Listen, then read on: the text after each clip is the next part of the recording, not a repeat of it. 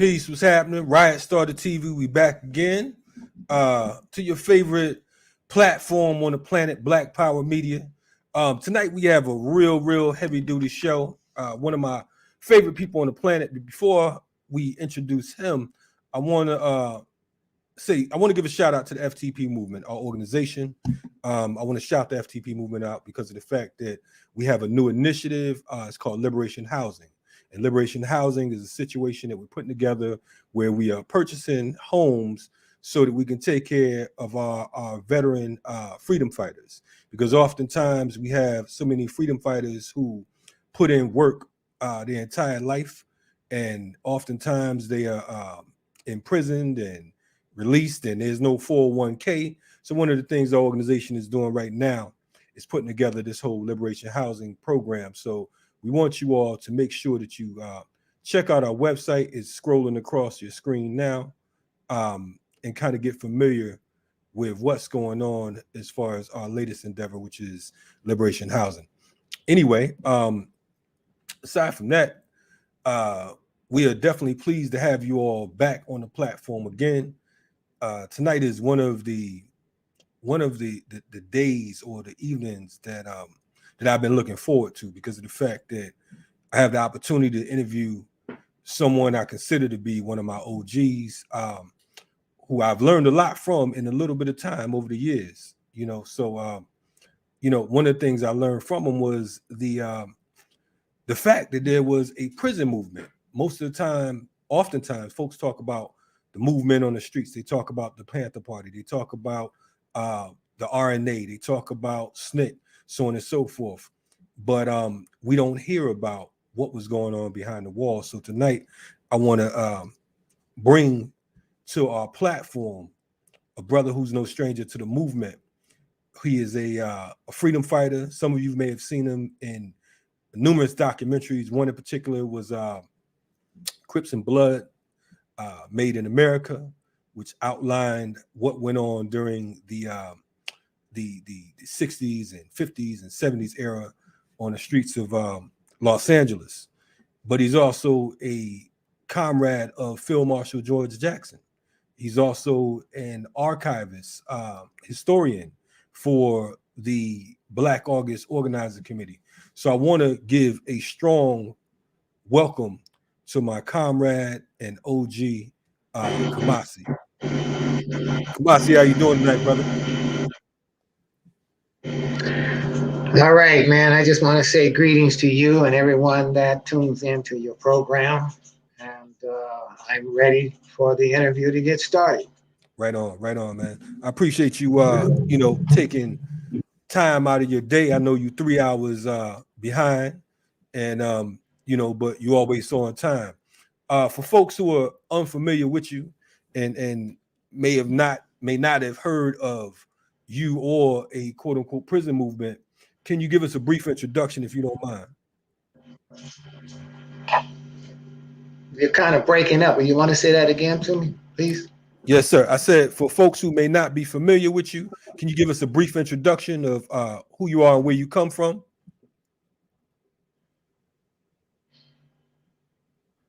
Okay, my name is Kumasi. Born on the East Coast, raised in Los Angeles. So I've been here. I'm a transplant from New York. I've been here since I was 3 years old, and grew up in Los Angeles, in the streets of Los Angeles. Very early on, when I was 14, I went to some of the youth detention camps, what they call California Youth Authority. Did 3 years, from 61 to 64, got out. I went back, graduated to the prison system in 1965. So I stayed in California prisons from 65 to 75. As a matter of fact, I got kicked out of every prison in California. I arrived at Tracy in 1966, and because of some very intense struggle to win religious rights and the combat conflict that took place as a result of being involved in that struggle, got kicked out of Tracy in 1967 and went to Soledad. I get to Soledad Central, maybe 30, 60 days after Bunchie and Eldridge had just left. And so I became sort of an understudy of Bunchie and stepped into his shoes. He's from my neighborhood. And the pride of our neighborhood suggests that I shouldn't let him be a hard act to follow. I can't come short of his performance, being steadfast as a militant. And, so the guys that was there explained to me everything that had happened during Eldridge and Bunchie's time at Soledad and how they had organized the African history and culture class, which became more than a study group. In the early days in this country, before you had Black Students Unions, you had Afro-American Association. Donald Warden, he changed his name. I can't think of what his name is now, if he's still alive, but it was Donald Warden. They were the first ones in that organization to refer to themselves as Afro-Americans. And it was a student organization that graduated various leaders. Huey Newton, David Hilliard, Ayuko Babu, even Ryan Karinga. All of them come out of the Afro-American Association in the Bay Area of California. I think it came out of San Francisco, one of the colleges. Probably it didn't come out of Merritt College in Oakland, and it came out of another college, maybe in San Francisco, probably. I'm not sure. But he had a radio program, and we used to listen to his radio program on our earphones in prison. Then in 1969, I got kicked out of Soledad and went to San Quentin. In 1970, August 25th, 1970, I got kicked out of San Quentin and went to Folsom. And from Folsom, I stayed there until 1972. And they put me out of Folsom and sent me down to Chino. I got kicked out of a special program in Chino, went back to Soledad, then up to Vacaville to a psychiatric evaluation program to see if I could react in a way they wanted to see me react if I had ever been released back to the streets. And so fought my way through that program, got a date right before I planned to escape. And went down to Chino, and then in 1975 in March I was released. Wow, I'm sitting here listening to you talk about prisons kicking you out of prisons. I mean, I'm really, for folks that's listening. I mean, I know they're like, how do you get kicked out of a prison and sent to another prison? How does that work? Because of the fact you saying it like you was going to Yale and then they kicked you out of Yale and put you in community college over here, so on and so forth. Can you talk about that? It was what they call disciplinary transfers. In the first place, when I came to prison, it was right after the Watts Rebellion of 1965 that they called the Watts Riot. Okay. I was so proud and full of myself because we had fought so well. All these other rebellions, the 92 Rodney King riots and, a lot of this other stuff, those are like shoplifting feasts or fests. There's not a lot of combat. We took pride in the fact that we actually fought in the streets for 6 days. And the only ones we saw that fought harder than us and better than us, after we kicked that kind of stuff off, was Detroit and Newark, New Jersey. Right on. Okay, they were the ones that put in a whole lot more work than we did. They put up a lot more resistance. Matter of fact, it wasn't just resistance. They're the ones who initiated all of the combat in those two cities and did more than well, okay, in bringing the police and military guardsmen to their knees, making them back up.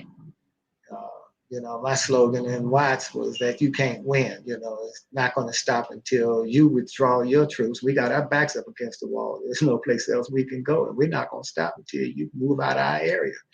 You have to pull up out of our territory because we see you as occupation troops, occupation forces. And so, you claim that you're here to protect and to serve the public, but you're protecting and serving the business interests that are here raping our communities and showing a lot of disrespect and belligerence. So that's who you're really protecting. From 38 service revolvers to 357 Magnums. And you'll ride around in an unmarked car in plain clothes and antagonize one of us. And if there's any kind of fuss in return, then you will kill that person. And you'll get taken off the streets until matters calm down. And then they'll put you back out on the streets and you'll kill somebody else. And so we just look at you as another gang. That's right. And so we advise you that by the time the sun goes down, you need to get out of our territory because it's on. We're going to treat you just like you're another gang in the streets. And so we were willing to fight, and we fought them so well that they had to call in an ex-CIA director named McComb to do a study and issue forth a report. They wanted to know, how did we fight so well? Who taught us, who trained us? And they came to the conclusion that our whole rebellion and resistance movement for those 6 days was the byproduct of what they called outside agitators. Primarily, they blamed Robert Williams. And they said Robert Williams had trained us and flown over LA and dropped leaflets on us and told us to get out. Which is the furthest thing in the world from the truth. We knew of Robert Williams, but we had never seen him. We never had any contact or any relationship with him. We appreciated who he was and the work he had done in North Carolina, but we didn't have any contact with him. So, but that was the main thing. They wanted to know why and how we fought so well. I tried to tell them during the fight that we're the baddest running street fighters in America. And we've been practicing on ourselves in this gang warfare. So, you're just another gang, and we already know how to deal with you. Now, going into prison right after that, as soon as that was over with, movements began. Older guys started to form organizations and movements. One of the first was the US organization. And you had several other organizations that popped up. Eventually, SNCC came to LA. Eventually, within a year or two, Stokely Carmichael, Kwame Ture, and even Rap Brown, Imam Jamil Abdul Alameen, they come to Los Angeles. To agitate. Back in those days, every place that Rap showed up, he would always tell the crowds that people, get you a gun. They're using guns on us, and that was his password. Get a gun, get your gun, and get ready. So I don't believe that we took on the definition. I think that sensational journalists started printing the word on magazines and newspapers, referring to us as Black militants. So that wasn't a term we invented, but we enjoyed it and we wore it and we kept it. Yeah, that's exactly what we are, Black militants. I'm actually of that mindset. I'm a Black militant. Right. And we didn't take nothing off of police and National Guardsmen. I wasn't scared of them in combat in the streets. So I wasn't afraid of prison guards. I looked at prisons, and the walls and the gun towers and the barbed wire and all that kind of stuff, something that couldn't really contain me and my spirit. And so I looked for other people who had the same mindset, the same willingness. We were real prisoners, because, and the reason I say that, we didn't think of ourselves as inmates because we're the kind of people that you got to keep the gun on us. Yeah, we're planning to escape. Yeah, we're planning to attack you. Yeah, we're planning to disrupt the business inside this penitentiary. As a matter of fact, we're planning to, as far as we can, as best as we can, destroy this place. We have the same mindset as Fred Douglass, Nat Turner, and all the people who were abolitionists during the slave trade period, okay, and the concentrations that they held us on plantations.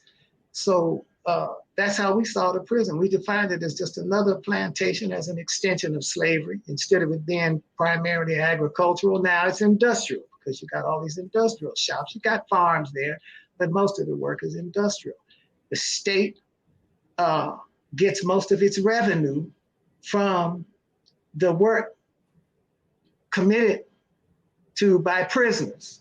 You know, a lot of people don't understand how prison labor supports states, how federal prison labor supports the federal government.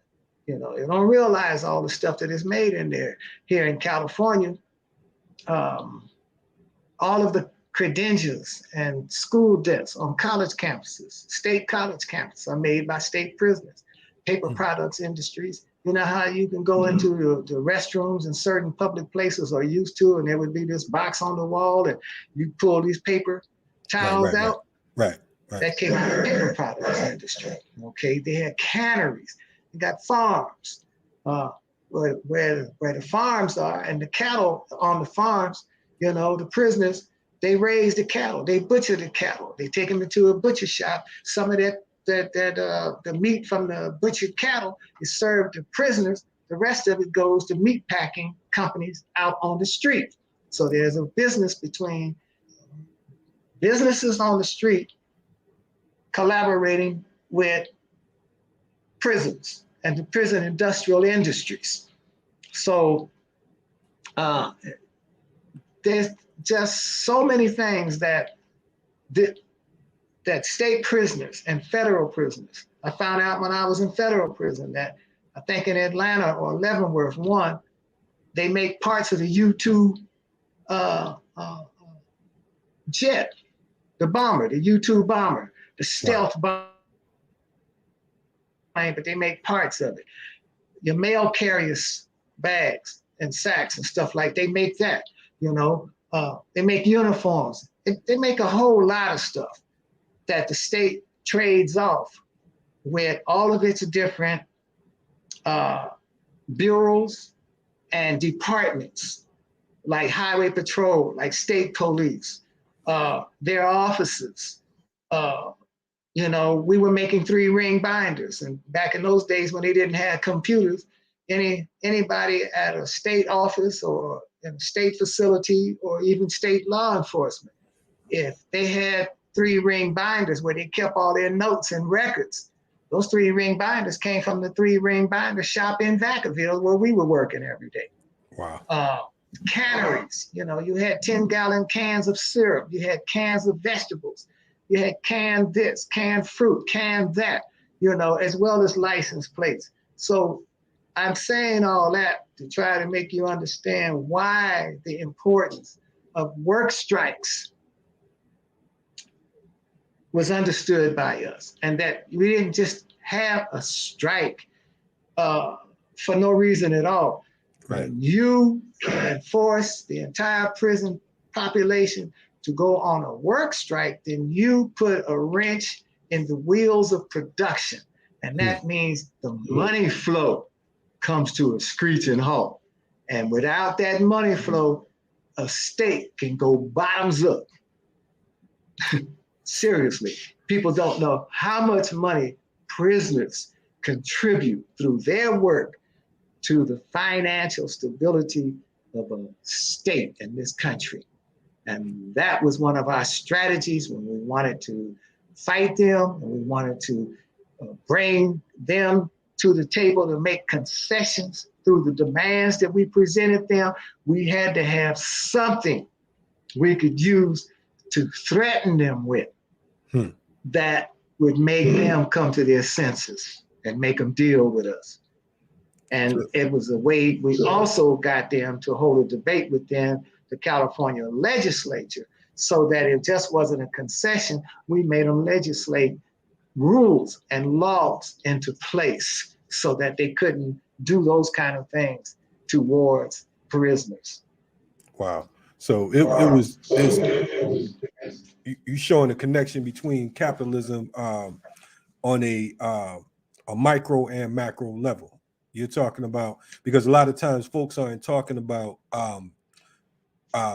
how the state is fueled and funded, and why it's so important, why the prison industrial complex, as they say, would be a modern day slavery, because of the fact that I mean, just the manpower, the labor, and the free labor, and the underpaid workers, and it's amazing how oftentimes they talk about these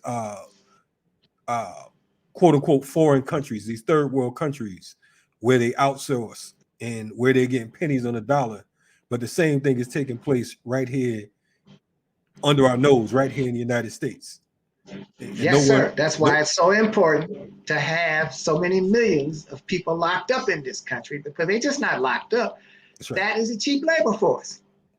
You can outsource labor and make your money, your capitalistic profits. If you outsource it to people in poor countries who, 20 cents a day is like $100 to us, or you can make the prisoners throughout this country, you make them the bulk of your industrial and technical work. For matter of fact, today, if you go to an optometrist and you get glasses prescribed, when you go to buy the glasses and they put the medicine in the glasses, you know why it takes you a while to get those glasses? Because they send those glasses frames into the penitentiary and they have convicts put the medicine in there. Wow. Okay.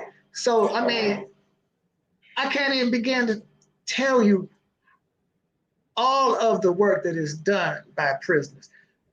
We had to demand a composite wage because in my day, they paid us 2 cents an hour to 16 cents an hour. The only way you got 16 cents an hour, you had to be a foreman. Blacks couldn't get 16 cents an hour. A black prisoner was only going to get no more than 12 cents an hour.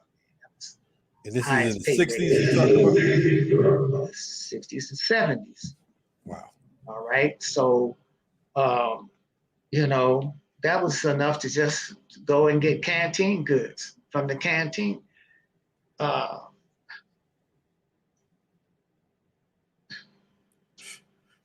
It was not as simple as I'm making it sound, because we had to actually wage war against the prison system. You listen to the audio version of me explaining the history, and the audio version called Kumasi Speaks What is Black August. You'll hear me talking about how we sabotaged the prison work. When I was in the clothing industries, how I got people to sew the zippers upside down and pockets inside out, and then set fire to, thousands and thousands of dollars of pants that we had sewn and made in the prison clothing factory. How we would sabotage that. So strike was one thing, sabotaging the work itself and destroying, because they would have a chart in their office telling you how many thousands of dollars a week you were producing for them through your work. And when they wanted bonuses, then they would have you come out at nighttime. They'd bring you in and make you work. And then the industrialists, who you never saw, but who owned all the labor, the real capitalists, they would bring them in and they would strut around and they would look at their slaves and they would look at the work that we're doing and they would be proud. And as a matter of fact, they would have the guys that worked in the kitchen make them special pastries and drinks and coffee and a whole bunch of other stuff. And it'd be, like a little industrial conference for them where, they were gloating over the people who was producing all that money for them and making them rich. And so, most prisoners accepted that relationship, but the militants didn't. Right. And so those of us who were militant, we had a responsibility to try to overturn them circumstances as best as we could. Man. And so there's a lot of stuff that we did, a whole lot of stuff that we did. But our job, as far as I was concerned, was to attack the state every day. Right on, right on. You know, and to find as many ways as we could to do that. And so those are the kind of things, besides racial conflicts, that got us kicked out of one penitentiary. Whenever they got to the point where they couldn't control you in one prison, you know, then they came and kidnapped you in the middle of the night and shipped you out to another prison that they thought was tough enough with the measures they could impose upon you to subdue you and tie your energy up and get you to, you know, accept what was going on. And, you know, I didn't find a prison in the state of California that could do that. You know, so every prison I got kicked out of, I looked over my shoulder when I was leaving and I saw smoke and fire and tear gas coming over the wall, you know, headed to the next place, you know, to rally more troops, to get involved in more stuff. So however they was attacking us, if it was on religious basis, if it was on a color basis, you know, racial persecution. For instance, Ahmed Evans out of Cleveland, Ohio, had a poverty program. He secured a grant to run that program, but he bought a bunch of guns, and him and his brother and other comrades of his, they attacked the police, and they killed the captain, I think the chief, the captain, the lieutenant, and his brother got killed. And when they captured him, he said, if my gun hadn't jammed, I'd have got all of you. And so the next day, the police were so upset, they were coming into the Black community to just run crazy. They were just going to come in there and kill everybody that they could. And there was a brand new Black mayor, okay? I know his name, I can't say it right now, but he had to stand in the middle of an intersection and stretch his arms out and tell the police, no, man, y'all can't do that. Stokes, that was his name. Yeah, I can't think of his first name. It'll come to me, but his name was Stokes. And he stood in the middle of the street in the intersection and put his arms out and told the police, you cannot vamp on the Black community like you want to, turn around. So anyway, they had sentenced Ahmed Evans to die in the electric chair. And the day he was scheduled for execution, you know, all of us in the hole in San Quentin, we refused to eat and we refused to talk. We not a moment of silence, but an entire day of silence out of respect for that brother, you know. And we didn't want to eat, didn't want to exercise, we didn't want nothing. They fitting to take his life. And so his life is fixing to come to a standstill. As far as we're concerned, everything we're going through in here must come to a standstill out of respect and honor and as a tribute to him. Fortunately, they did not execute him, but he died in prison anyway. We think that they gave him cancer and killed him because it was just, he had so much backing from the population, the Black population in Cleveland, that we think that, you know, they didn't believe that his execution would take place in silence and without reaction from the public. How difficult was, you know, I'm sorry, how difficult was it to organize behind the wall? Because it seems like it was hard. Okay. No, it wasn't easy, but it was easier than it is now because in those days, we had people from all over the state. And at first, there was competition for control and power. You know, there were power struggles between Northern Californians and Southern Californians. And then you had, beside that, you had gang conflicts and competition amongst each other.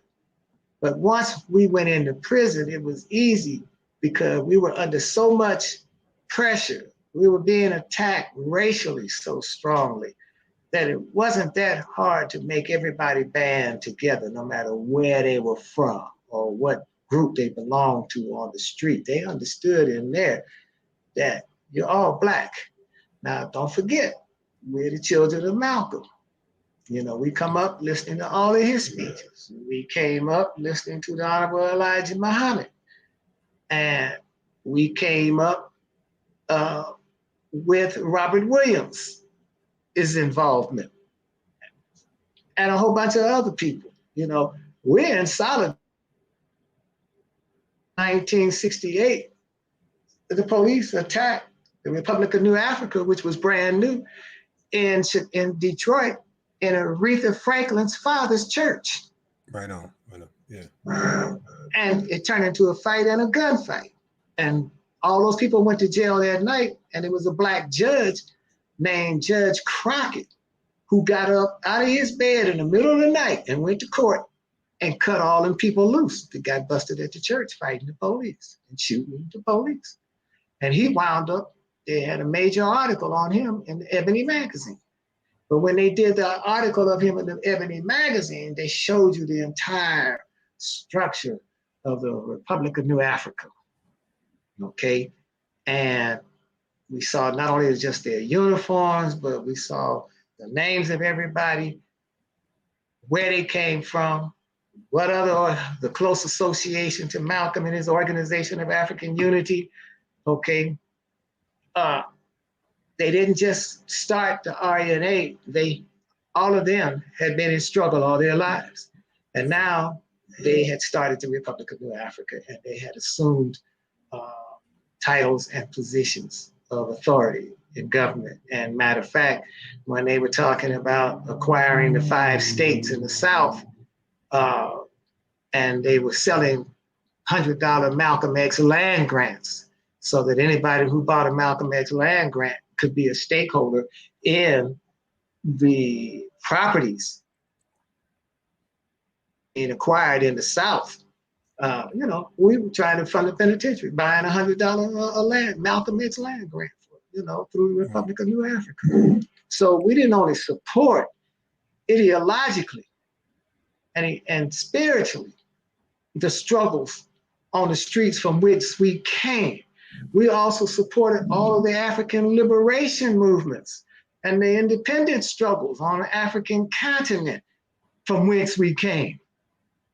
So all of that was tied in. And at one point, we were considered to be extraordinary and unique because we were told that in China, Mao Zedong, he had been locked up and he waited until he got back out to start a revolution. In this country and in that country and all these other countries, the revolutionaries, they waited till they got back on the ground and back to their areas of where they live before they started anything. And they felt like, you guys have started revolution from within the penitentiary. And that's halfway true. They knew that we were organizing, that we were studying, that we were collecting all the information we could around the world on independence movements and revolutionary movements, and that we had sworn our allegiance, on a global level, not only to the struggle out here on the streets of America, but to our people, because you got to remember, now you're talking about Black History Month. Well, back in those days, it wasn't Black History Month, it was African Liberation Month. And May 5th, Malcolm's birthday was African Liberation Day. So it was all about African liberation. And here, no matter where we were in the world, we understood that none of us are free unless all of us are free. And geography don't make no difference. So we weren't playing the geography game or the shade game. We were all one people, and we knew that, and it was one fight. So it's all for one and one for all. Those of us who were a part of this, that was our position. Let me ask you, because of the fact that we hear oftentimes folks talk about George Jackson, and I know that you were a comrade of his. I want to, for the people, who was George Jackson, and how did you all meet, become associates, comrades, etc.? Well, George had been locked up since maybe 1960, I think, when he went in. And he had grown into a formidable leadership while he was serving time in all these different places. And his name was real big. And when I first heard about him, I just heard about him like, well, that's another Stagger Lee, that's another Dolomite, there's all kind of legendary brothers, tough guys, And so it wasn't until he observed me and this brother named Tony Gibson.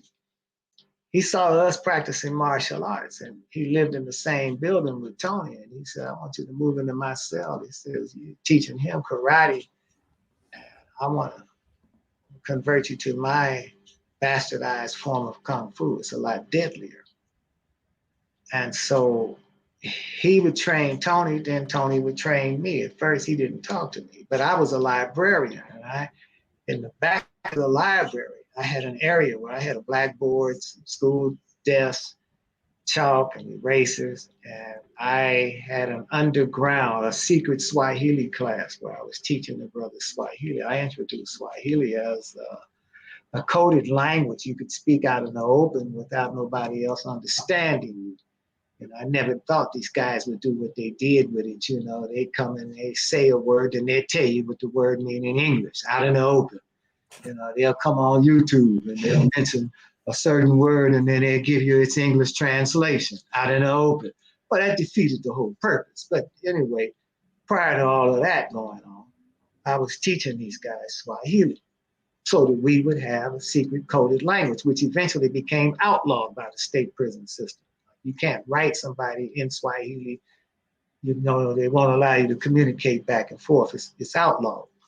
But anyway, I'm in the back of the library, and George was always looking for secret places, little crevices, a shower room, a closet, a utility closet, some blind spot where he could practice the martial arts. And so he wanted to come in the back of the library where I was teaching Swahili and interrupt my class. And I made a deal with him. You can come back here provided I become a participant in the class. You're going to come back here with the martial arts, and you got to teach me like you're teaching him. And you can have this space. And so that was the agreement. So at first, we just thought, he was a cat that understood a lot of history, had done a lot of reading. We didn't know who he really was, that he was everything that we really wanted to be. And so when he would teach us how to, put calluses on our hands, how we would beat on these leather pads out on the ground, and we would knock the skin off and, make it bleed. And then we keep knocking the skin off, and we keep breaking the the scabs,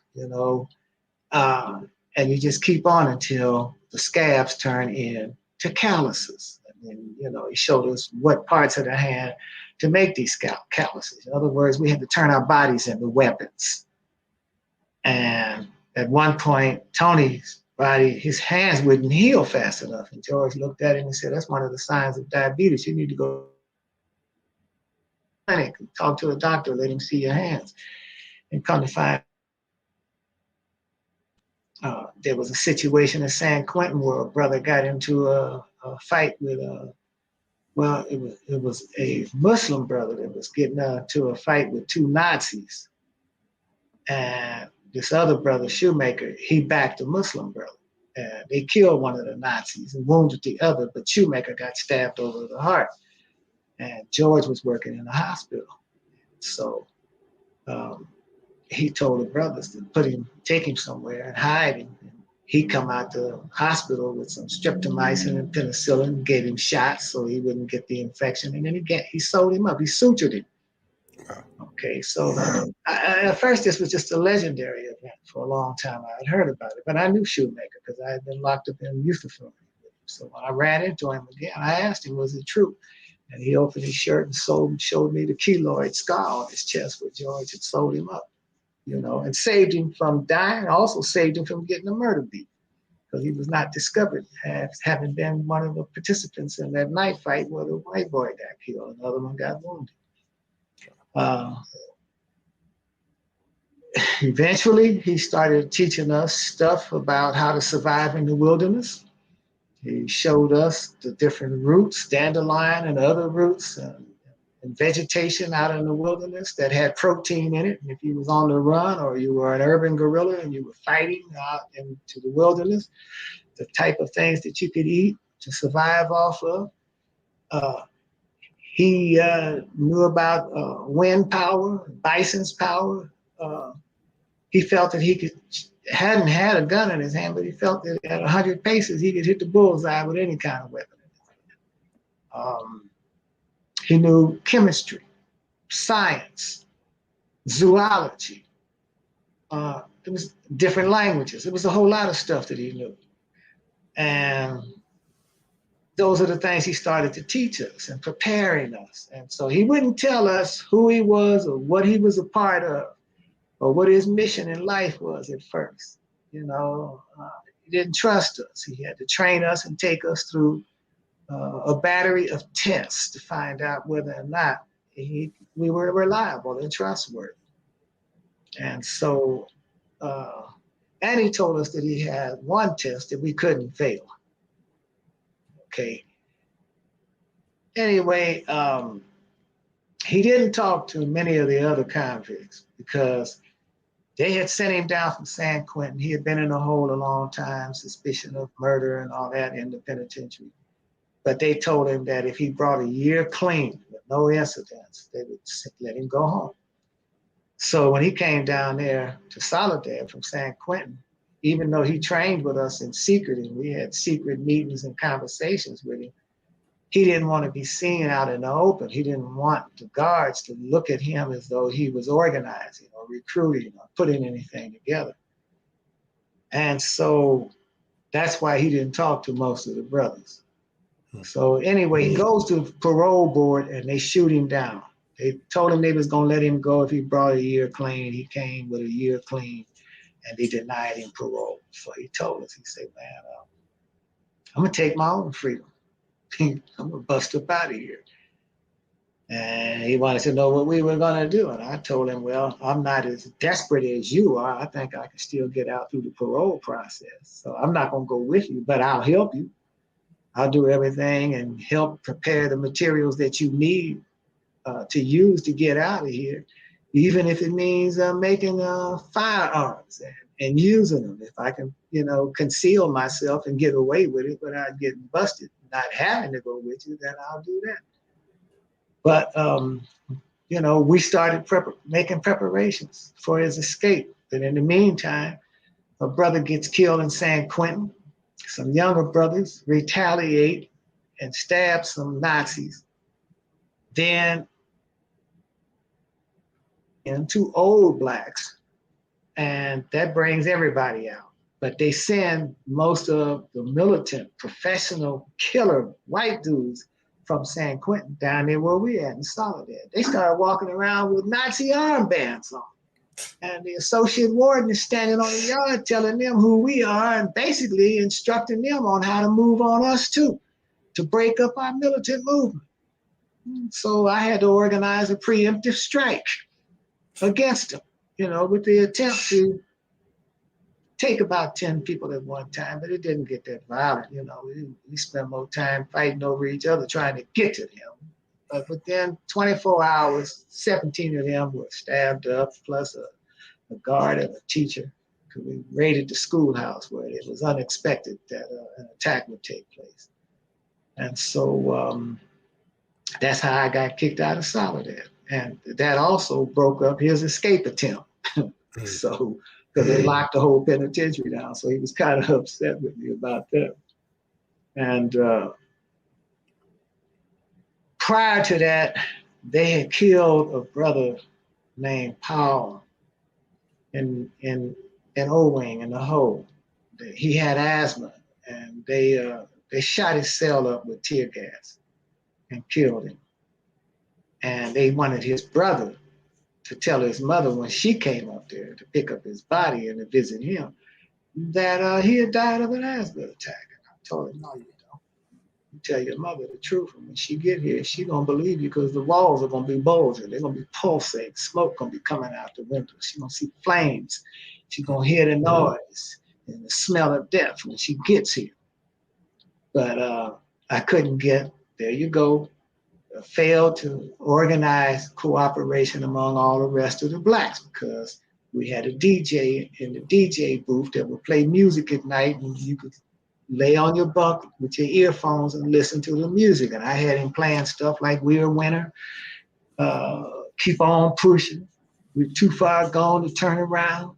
Everything's gonna be all right in the morning time, trying to keep these dudes pumped up all night long so that when the morning comes, they'll go on strike. The strike is really gonna be a diversionary move so that they'll shoot at people. When they see you sitting down and you're not going to work, they come in with the guns and start shooting. Well, in the middle of all of that madness, something else was supposed to jump off. You know, that was supposed to be the cover, but they wouldn't even go on strike and provide the cover. So I told them, I said, well, you didn't set the stage for them to kill more of us. I said, if they kill one, I said, the next thing you know, it'll be 5, then 10 of us that they'll start killing us wholesale because there's no repercussions coming. So anyway, we get sent to San Quentin, and I'm up there in the hole.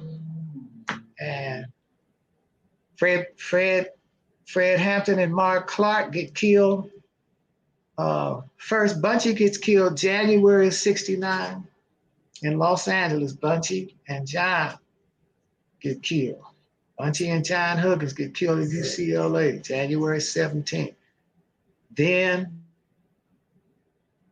Mark Clark get killed in early December in Chicago. They're assassinated.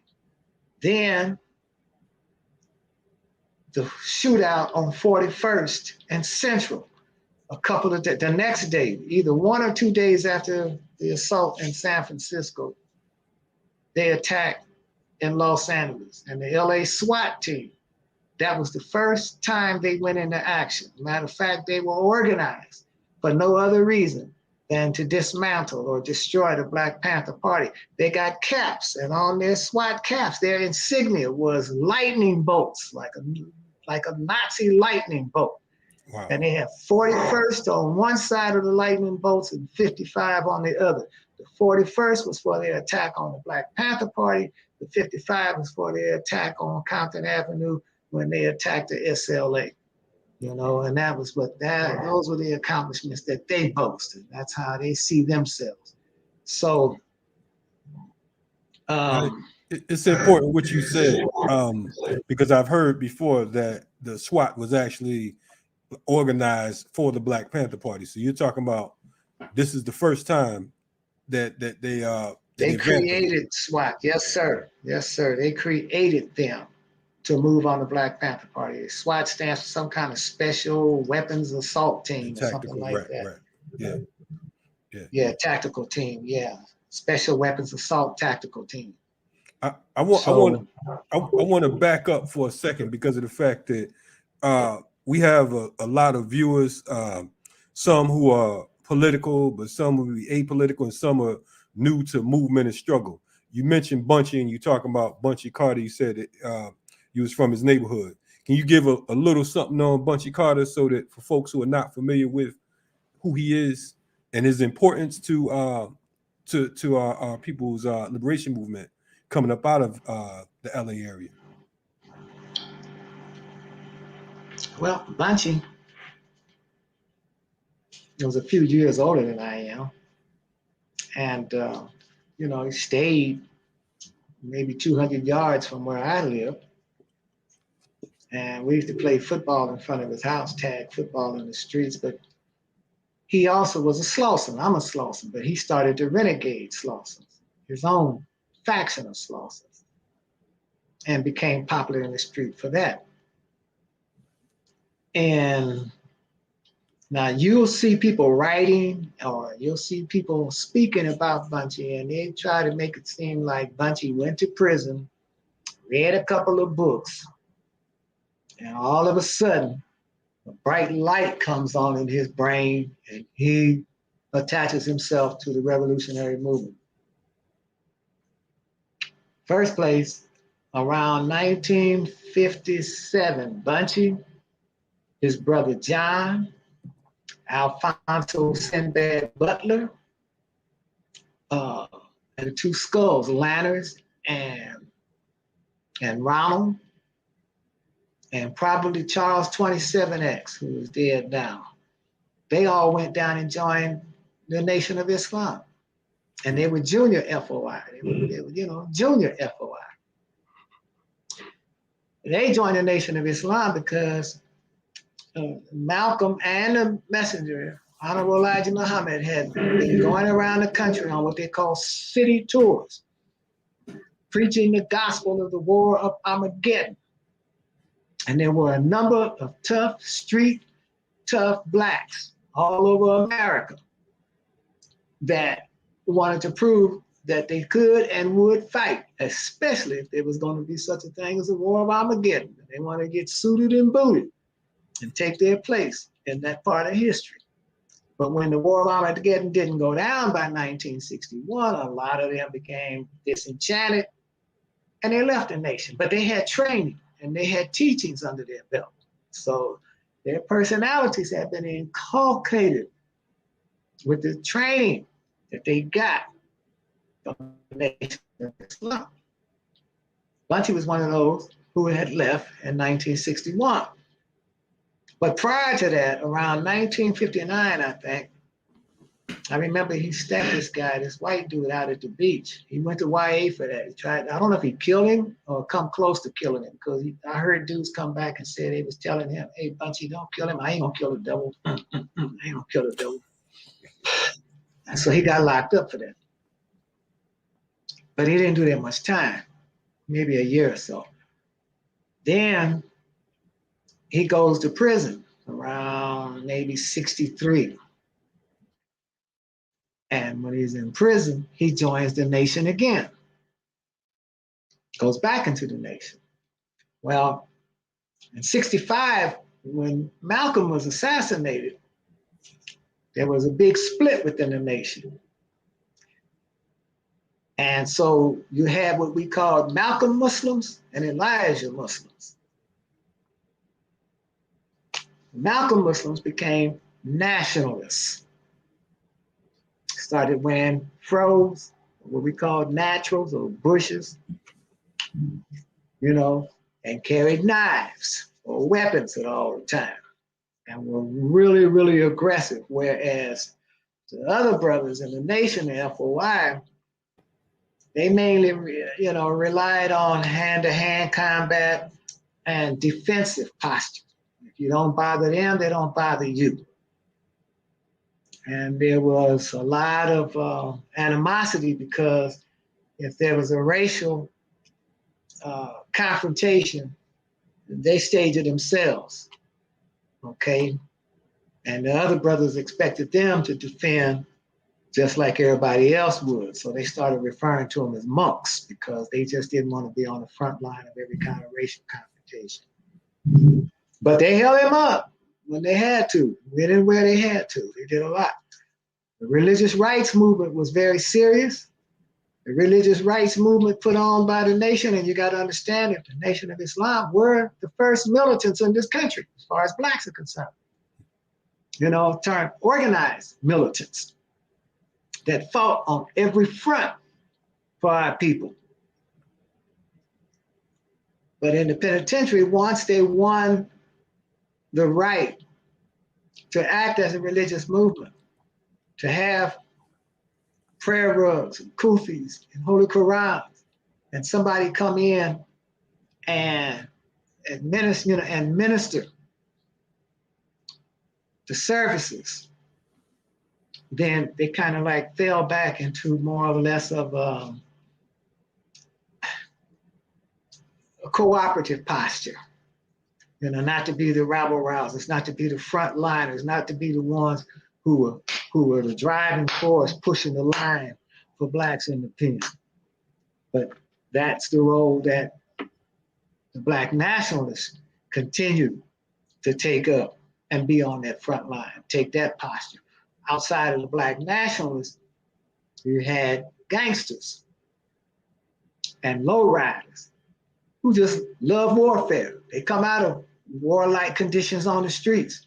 And so anytime something happened inside the prisons where it was an affront to black people, they took up that cause, they took up that fight. But they didn't have an ideology, they didn't have a philosophy. It was just like, I'm a lowrider, I'm a rider, I'll get out, you know, I'm a killer. And if something's gonna go down, you can count on me to go get my weapon and where we gonna meet them at or where we gonna ambush them at, and they'll go to work. They had to be grouped in to formal political style organizations with a cause, with an ideology, with a philosophy, and with a code of conduct and engagement and discipline. And so those were the ones who actually become involved in movements inside the prison system.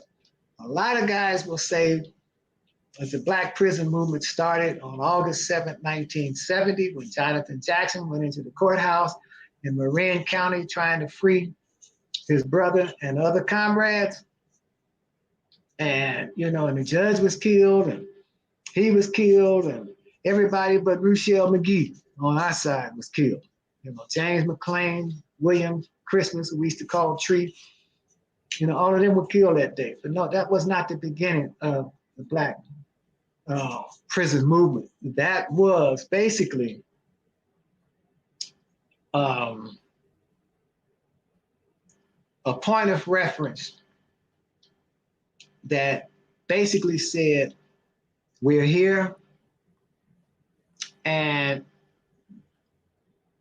this is our announcement on where we are in this national debate in this country with Black folks over violence versus nonviolence.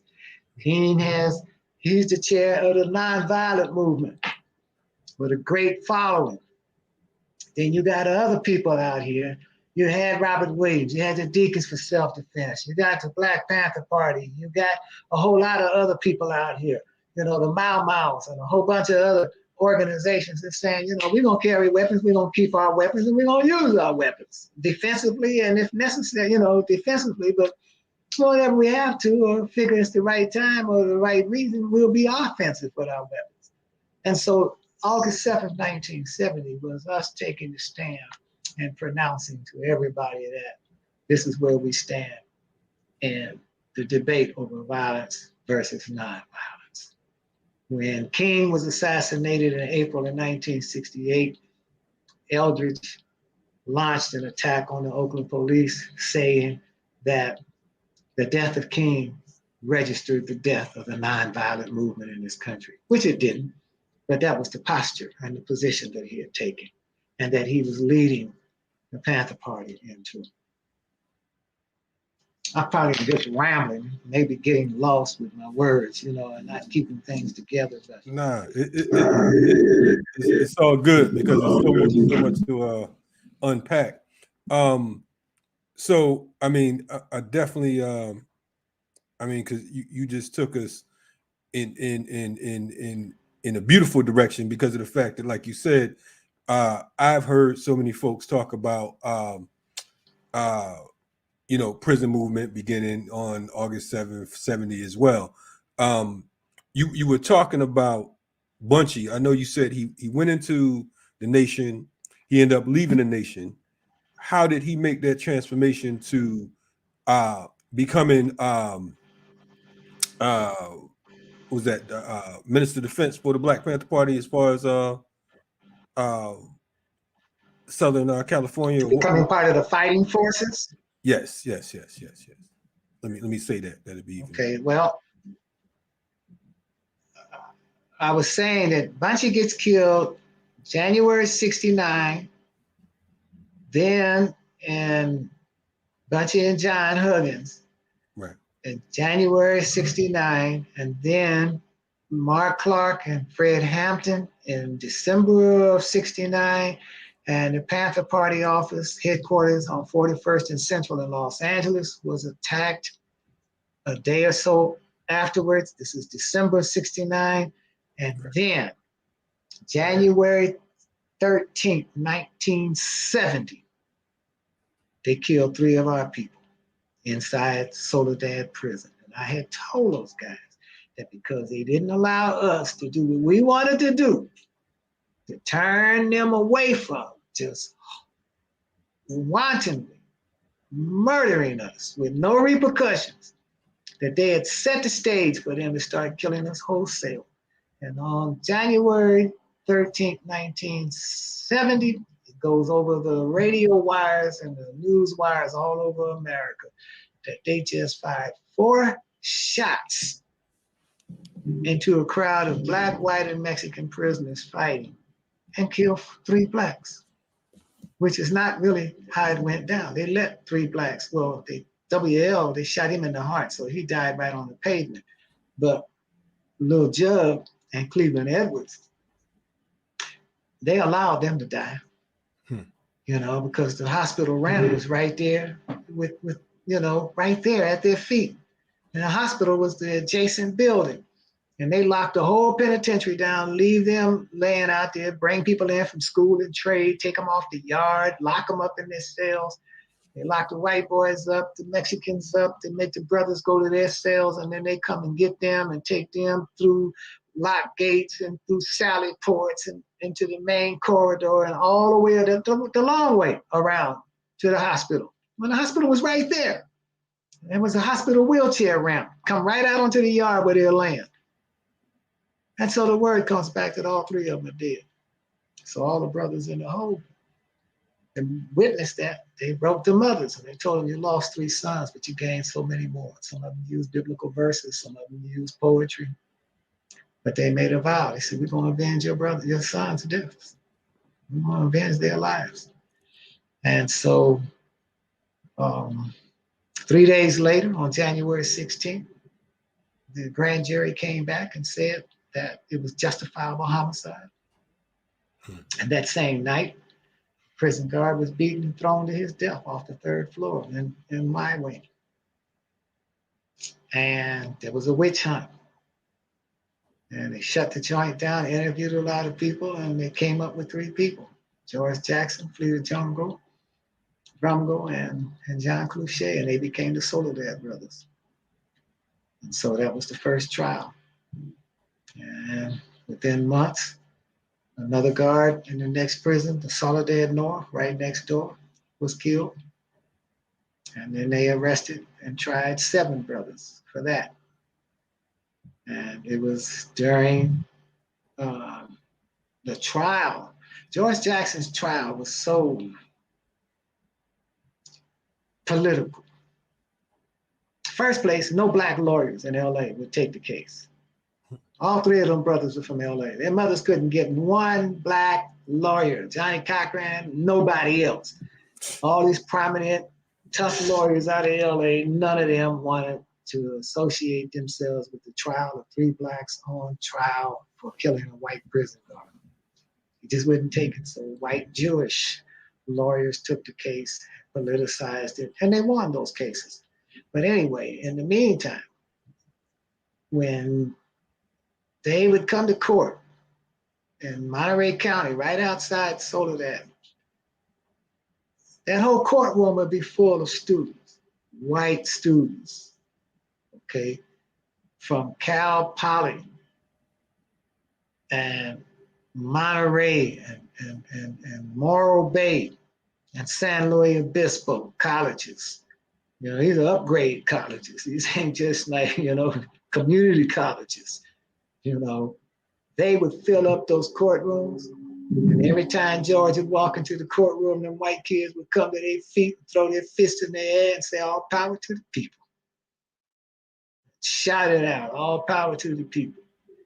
And one day they came in the courtroom and one of them white kids ran up and handed him a Black Panther Party newspaper, and the police snatched it out of his hand and he snatched it back, said, don't you ever snatch anything. Police snatched it again and he fired on him. And the fight started. The white kids jumped in the fight. They tore the whole courtroom up. Wow. And when a news reporter reported the incident and said that the Soledad brothers got beat up by the police, George reprimanded him and told him, he said, don't you ever say something like that again. He said, we won that fight. And don't ever classify us as victims. Matter of fact, you really want to see my style, come to my next hearing. That was the posture that he had. He was not only a soldier, he was a commander of military forces. And that's why Huey Newton inducted him into the Black Panther Party. See, we didn't go to the Panthers came to us. And when Huey come to CMC East, he was told about all kind of different brothers. He was told about our struggles, how we handled ourselves in these prisons, how we stood up for our people. We lived, fought, and died for the color of our skin and for our historical importance and relevance. And he started saying, well, can I get some of them to join the Black Panther Party? Because he wanted me to take Bunchie's place and lead the Southern California chapter of the Black Panther Party. But I told him that I was close to Crook, who was the Western Regional Representative of SNCC, which had changed its name from the Student Nonviolent Coordinating Committee to the Student National Coordinating Committee. I don't talk about that much, but SNCC changed its name. Wow. Not a nonviolent organization anymore. So it became the Student National Coordinating Committee. And they had some people in SNCC that was just as hard as the Panthers and took the same positions. Matter of fact, 2 of them got killed.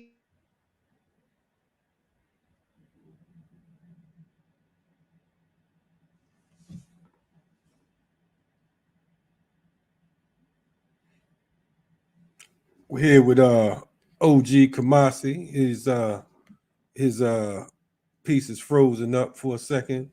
As you can hear and see, it's serious history, talking about the prison movement, talking about George Jackson, talking about Bunchy Carter and so many others, and the freedom struggles behind the wall. We're gonna hopefully we'll get him back on within the next few minutes, whatever.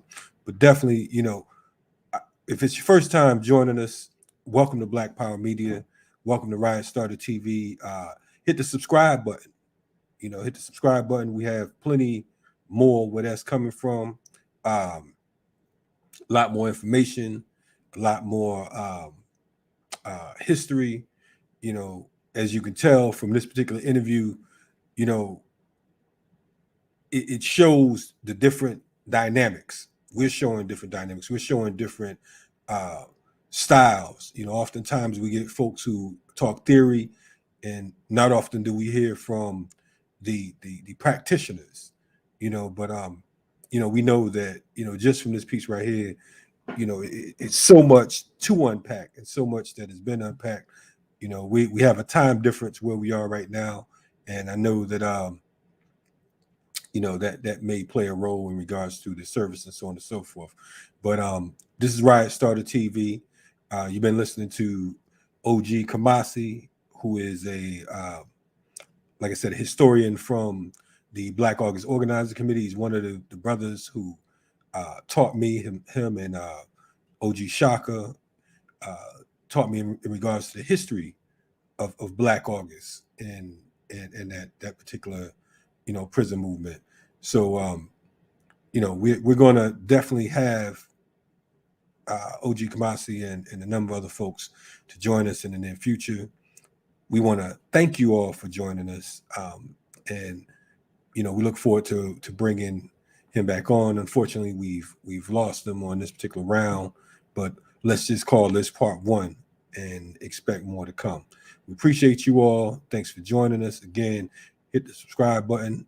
And I think we may have he may be logging back on now, so we'll give that a few seconds to see how that works out. But like I said, in the meantime, make sure you hit the subscribe button, share our channel, Black Power Media. We're going on our 1-year anniversary on February 17th. If you're watching this when it comes out, it'll be about a week from now. We'll be coming on our 1-year anniversary. We have so much content here on our platform. You can hear from folks like Mumia Abu-Jamal. You can hear from the Black Panther Party, the Black Liberation Army, SNCC, Student Nonviolent Coordinating Committee. Kumasi mentioned the RNA. We had Mama Tamu from the RNA 11 right here on Riot Starter TV. So make sure you continue to support what it is we're doing. I see that Kumasi's back on, so I'm going to bring him back to the table. So I think you were asking me, how did Bunchie reverse his position?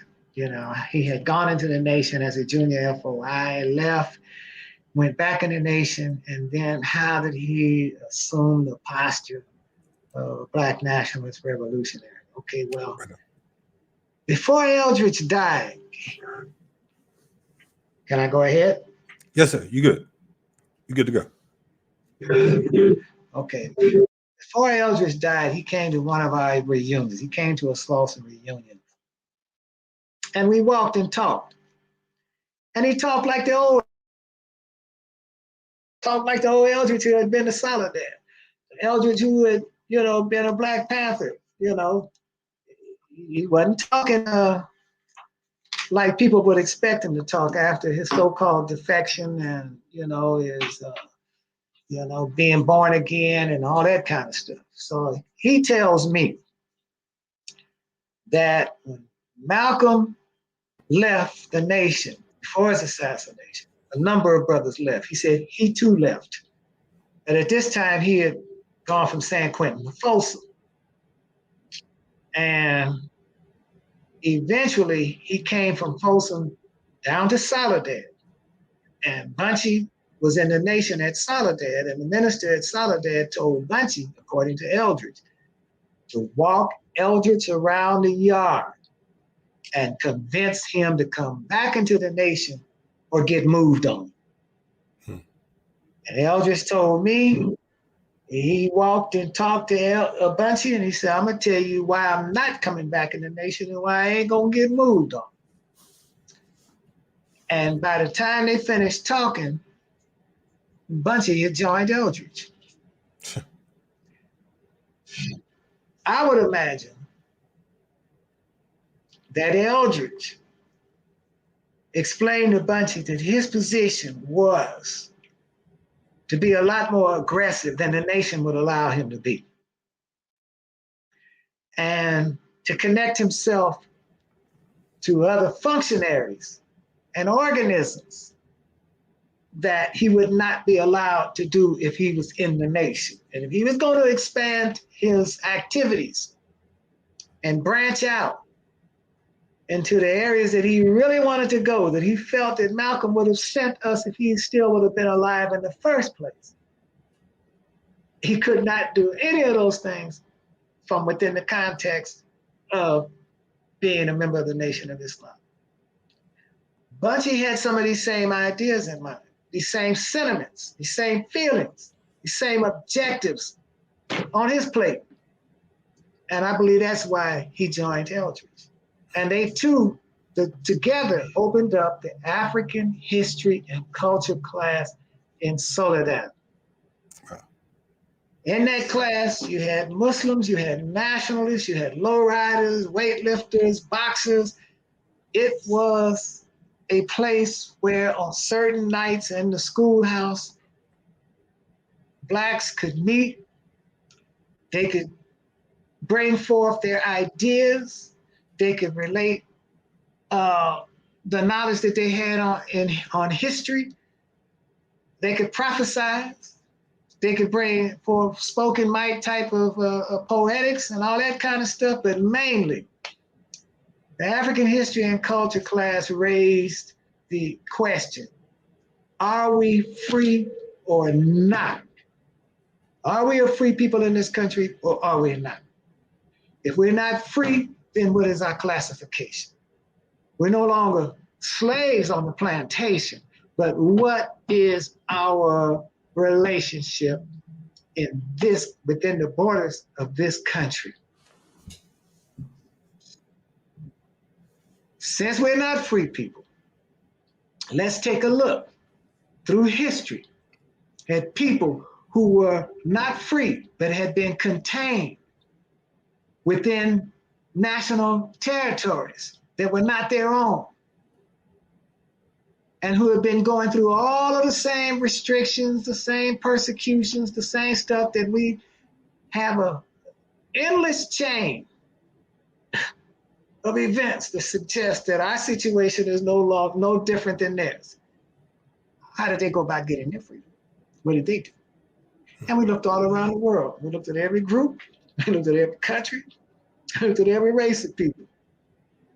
Now, at some point when I was in Soledad, I read a book called The Rights of War and Peace. And I'll never forget the opening statement in one of the chapters that expressed how free white people feel about slavery. And it simply stated, peace, when coupled with servitude, is a far greater calamity than all the horrors of war. I asked the question, how come we don't see it like that? And where on this planet are people like us who do see it like that? And why don't we find our line of kinship with them? And that's what our movement in prison was, to link ourselves up and connect ourselves to every struggle on this globe, every freedom movement, every independence movement, every revolutionary movement, and to inculcate within our charters the ideas of freedom and independence and social justice. How do they work in the Congo? How do they work in Tanzania? How do they work in this country, in that country, around the world? Where do they have any kind of peaceful coexistence among the native populations of people who have fought to win their freedoms? And what are the laws and the dictates and the culture that they subscribe to that allows them to live in a new nation that they have formed and that they're responsible to bringing to birth, that allows them to live compatibly with one another? And so when you find that script and that concept that they operate off of, and you attach yourselves to the same ideas and the same methods, then that's where we got the idea of being politically correct from. So Bunchie joins Eldridge. They create this African history and culture class where we were able to measure our value, our worth, and our success by how many brothers left the penitentiary and went into the struggle on the streets and joined either the Black Panther Party, the RNA, or any forward-moving revolutionary organization. They were supposed to graduate from our class and go out into the real world and take part in the freedom struggle. They couldn't do that unless they had already attached themselves mentally, spiritually, and physically to the ideas and concepts that ran those groups on the streets in the first place. You know, I'm glad you're talking about that too, because of the fact that brings me to the question of the political prisoner, right? Because oftentimes, you know, we've been fed different definitions of what a political prisoner is.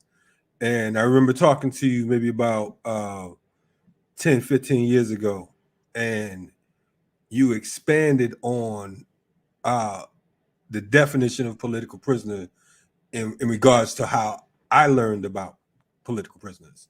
And that was from the angle of folks being politicized while, you know, while they might not have came in political prisoners, but being politicized while inside the joint.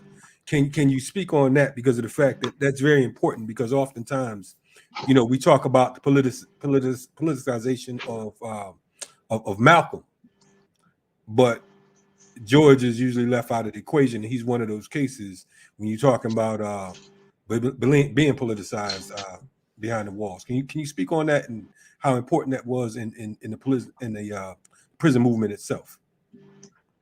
Yeah, and as a matter of fact, I'll tell you the truth.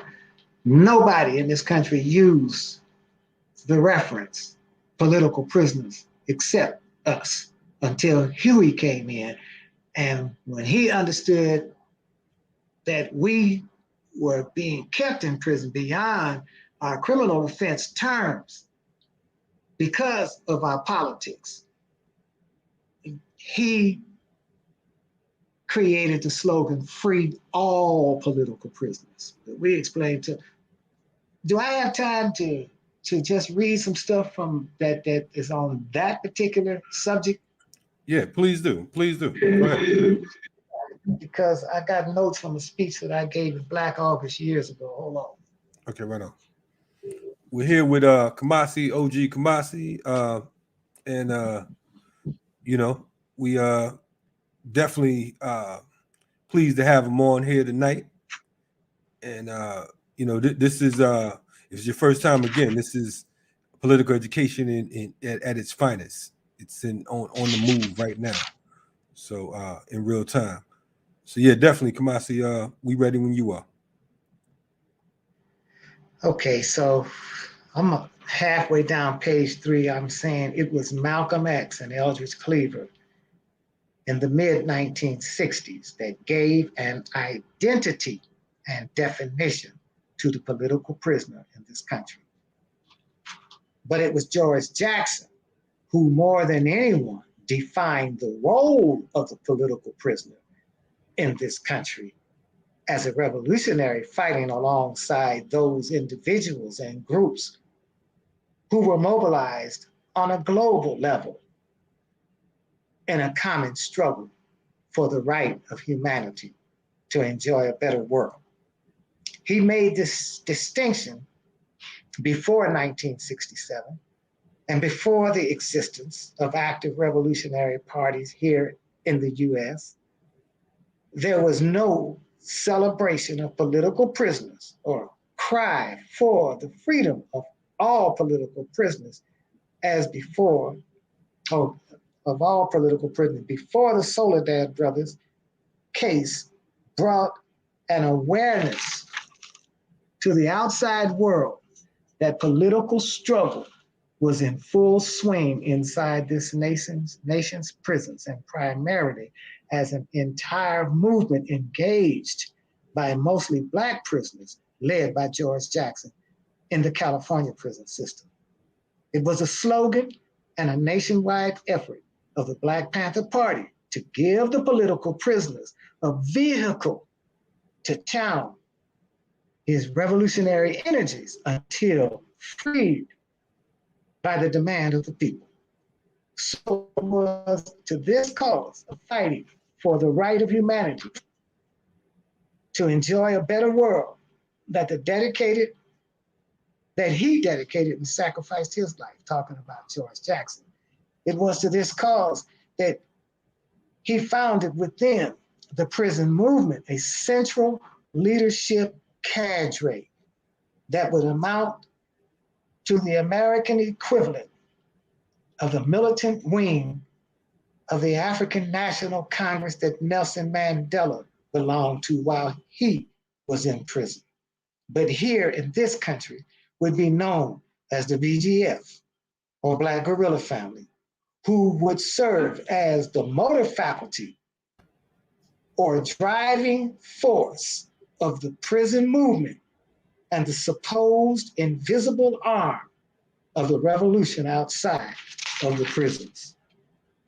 It was Comrade George Jackson then, who more than anyone else brought international attention to the role that American prisons play in advancing the right-wing trends towards fascism. And he explained how what today is politically called ethnic cleansing was being done to us then and now inside America's modern day concentration camps with a political cleanup routine he rightfully called genocide. He furthermore prescribed the manner in which we could save ourselves from genocide and the country from fascism by waging revolutionary war.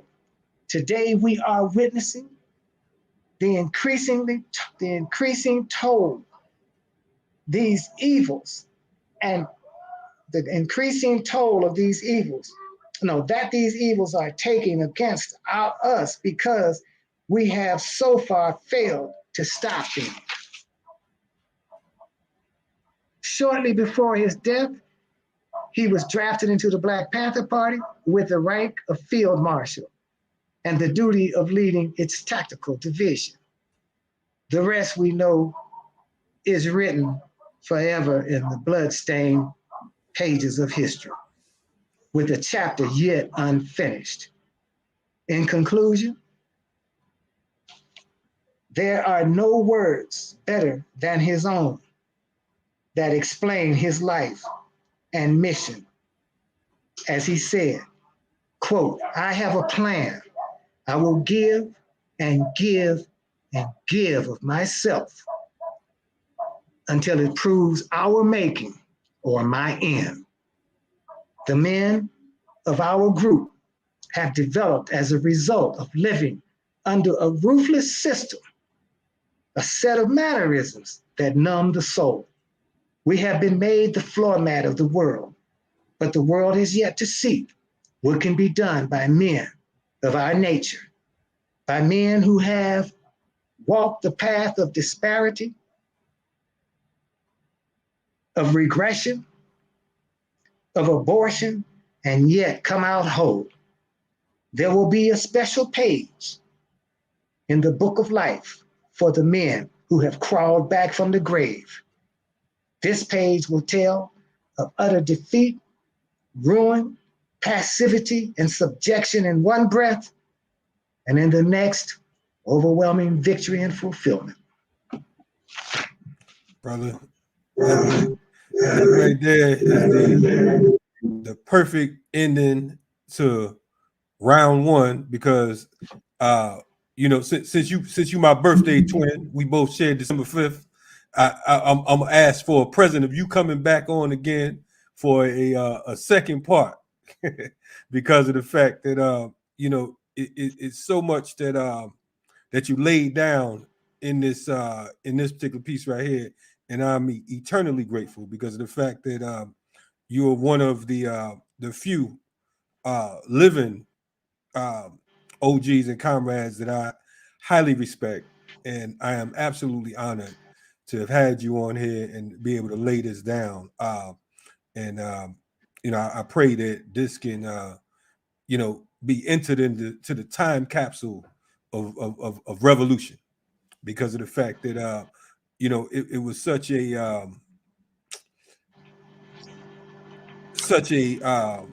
encouraging talk, because of the fact that you gave many who did not have the unfortunate opportunity to be behind the walls in that particular manner. We all in general population here, but being behind the walls is a whole another particular section and segment. So I definitely appreciate you coming on, and hopefully you'll take me up on that offer and come through for a second round in the near future, if that's all right with you. Yes, sir, I will. Yeah. Prompt me to talk about how Attica actually, the relationship between us and Attica and what happened and what they actually were trying to achieve, what they were really trying to achieve that in their struggle there at Attica. That people they don't talk about it. The documentaries don't. The documentarians don't even understand it. Right. So that stuff there just flew right over the majority of people's heads. Only thing they know is the number of people that lost their lives, but they don't know why.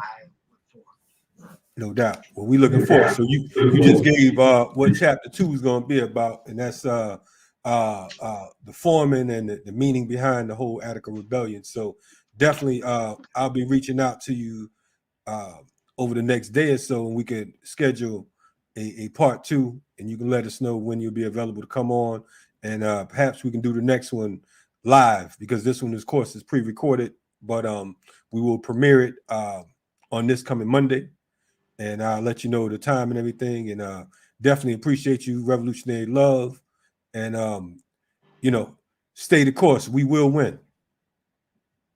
Yes, sir. In spite of ourselves. Yes, sir. So we've been checking out our brother OG Kumasi, who joined us on a late night here on this side of the coast, on the East Coast. He's over in the Los Angeles area, and he just gave us a serious look into the prison movement, amongst other things. So make sure that you stay tuned, hit the subscribe button, hit the bell so you know when we are coming out with our new episodes. And we just want you to remember that this is not for entertainment purposes. This is for political education purposes and to inspire those who will come after us and those who exist today. You're checking out Riot Starter TV. We appreciate you all joining us here on the Black Power Media Network. Stay strong, and as always, stay ready for revolution. Peace.